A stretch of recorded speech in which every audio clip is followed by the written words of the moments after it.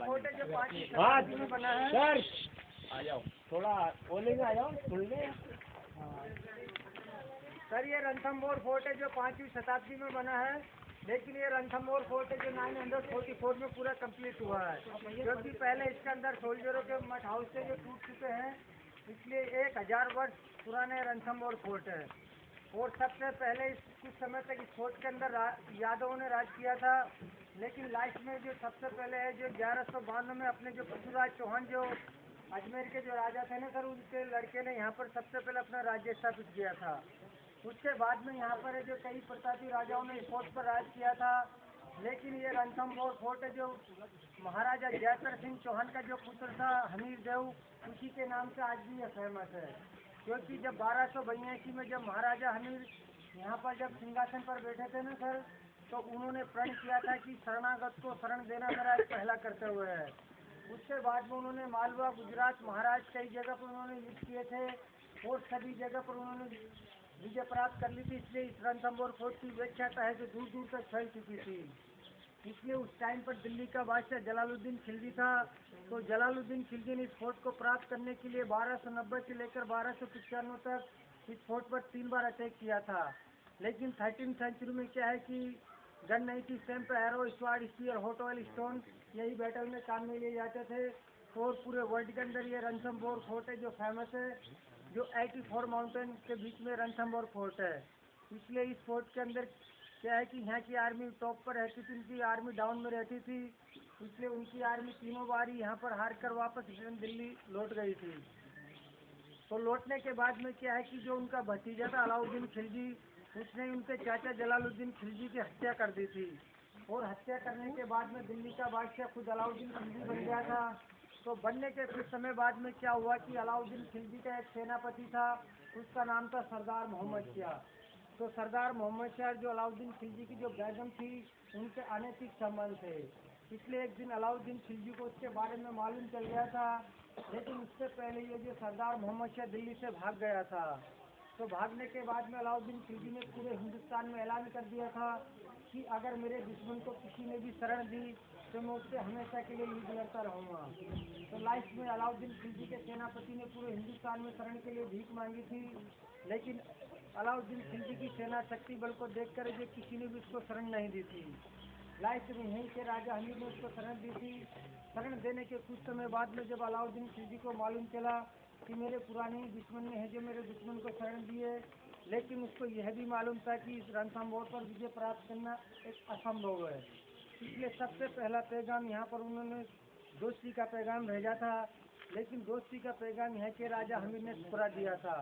इसलिए दूसरा पैगाम यहाँ पर युद्ध का पैगाम आया था, तो युद्ध का पैगाम यहाँ के राजा हमीर ने स्वीकार कर लिया था। इसलिए 1256 में अलाउद्दीन खिलजी ने अपनी पूरी 30,000 आर्मी के साथ इस रणथंभौर फोर्ट को चारों तरफ से घेर लिया था। तो घेरने के बाद में जब यहाँ के राजा हमीर जब यहाँ से युद्ध के लिए रवाना हुए, तो वो उनकी वाइफ से कहकर गए थे कि अगर ऑरेंज कलर का फ्लैग अगर आपको रिटर्न टाइम पर लहराता हुआ दिखाई दे तो सोच लेना कि चौहान जीत चुके हैं।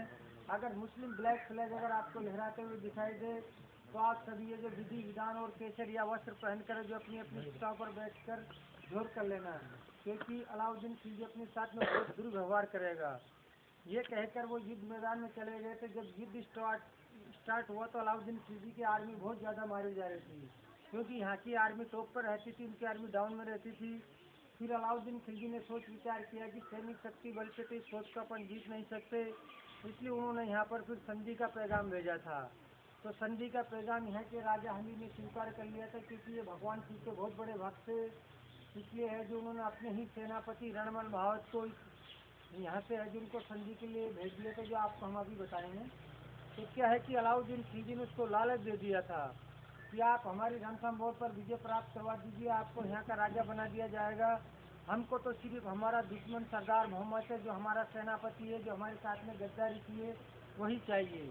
इसलिए यहाँ का सेनापति लालच में आ गया था, और लालच में आकर यहाँ के जो जितने भी जो अंडरग्राउंड जो रास्ते थे जो सभी अलाउद्दीन खिलजी को उसने बता दिए थे।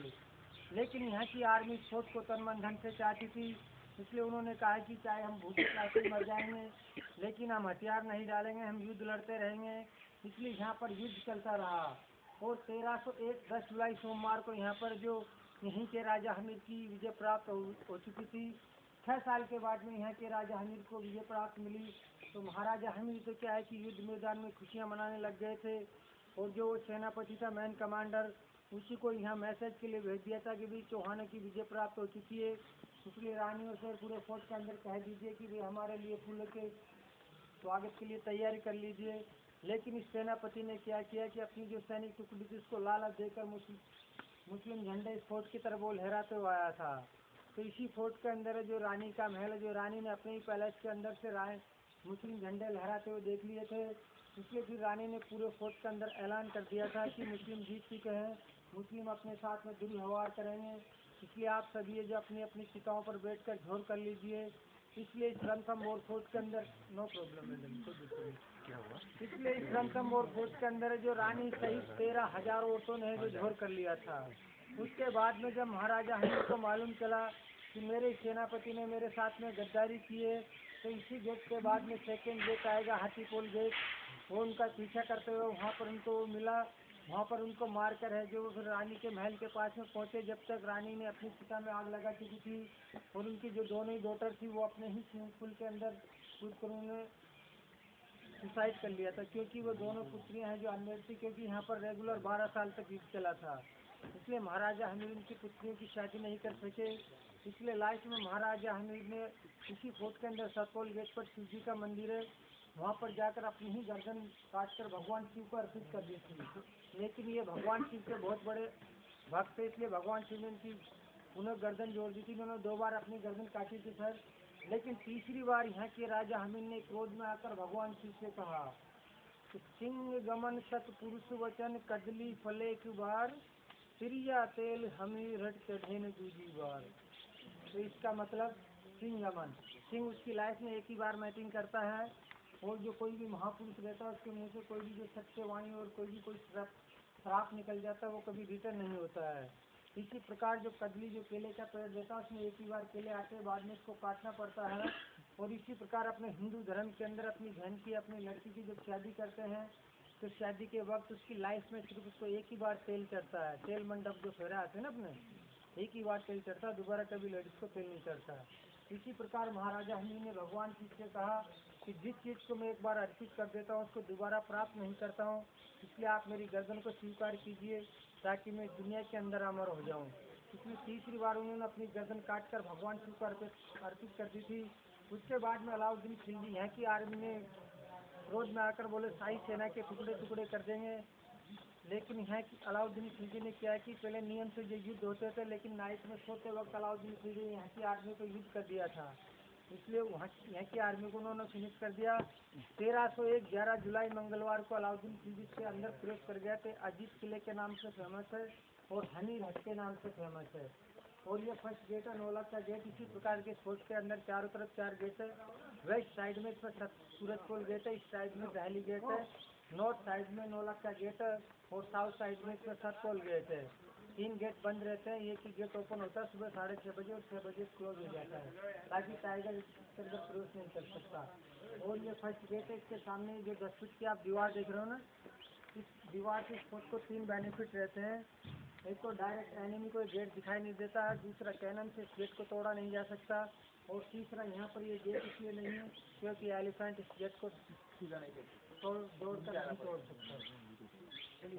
चलो अपनी अपनी ग्रुप हो जाओ।